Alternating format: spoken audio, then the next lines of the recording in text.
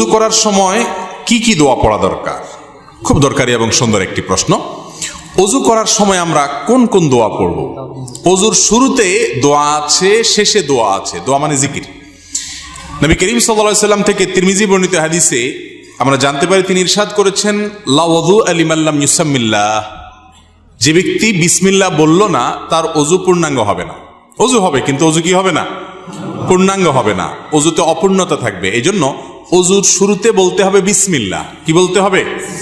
বিসমিল্লাহ বলে এরপরে অজু শুরু করতে হবে। আমাদের অনেকেই আছি, আমরা ওই যে মোবাইলের ব্যস্ততা, নানা ব্যস্ততার কারণে আমরা এসে ট্যাপটা ছেড়ে দিয়েই হুট করে হাত ঢুকে দিয়ে আমরা অজু শুরু করে দিই। বিসমিল্লাহ বলার আর খোঁজ খবর।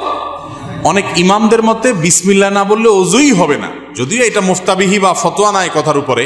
এ কথা চাইতে অজু হয়ে যাবে এটাই সঠিক, কিন্তু অজু যদি বিসমিল্লাহ বলা ছাড়া করেন মানটা একটু কম হবে। তরকারি